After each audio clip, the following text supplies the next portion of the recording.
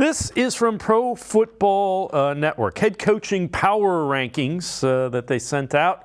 We got Andrew Reid 1, Bill Belichick 2, Mike Tomlin 3, John Harbaugh 4. Kevin Stefanski is at 20, just below Dan Campbell and Frank Reich, ahead of Brandon Staley and Kevin O'Connell. Interestingly enough, Zach Taylor, who was at the AFC Championship game last year in the Super Bowl a couple years ago, is 15th. So, again, young coaches in that, and Kevin Stefanski 20th in the NFL. Let's welcome in G. Bush, 92.3 The Fans, the Barbershop, as well as the Ultimate Cleveland Sports Show. And G. Bush, after a couple of 500 and below 500 seasons, I guess 20th is probably fair.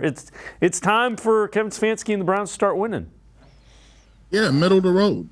It's what I expected for a long period of time. It's when you talk about Deshaun Watson, when you're talking about, specifically Kevin Stefanski, one of the things that generally happens is you get those guys that are around 20, they're around 19, 20, 15, somewhere in that area.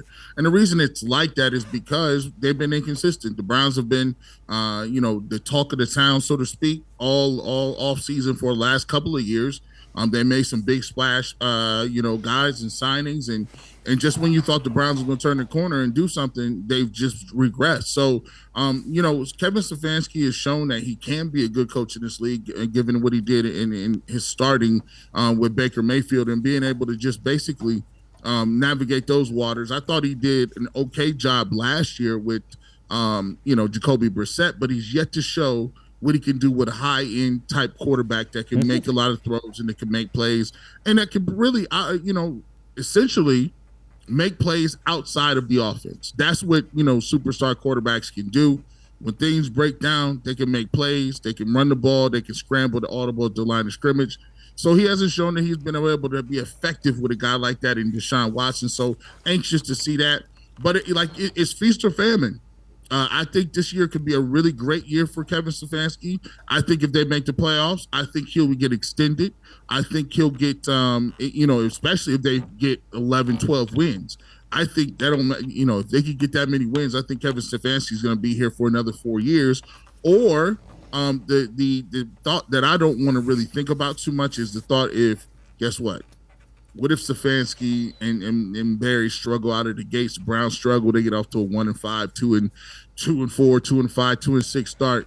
Then you're going to be looking around and we're going to be talking about a rebuild, which is something I don't want to see at all. We went through the 1-15, 0-16 to get these players.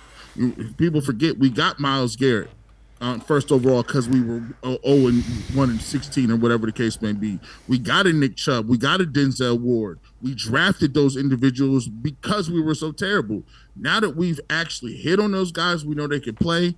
I'm not trying to reset it again, and we start talking about draft picks and where we go from here and cap purgatory and all that good stuff. So, yeah, it could be a feast or famine, and I'm hoping it's feast. I'm with you. Do not want to see another rebuild for several years.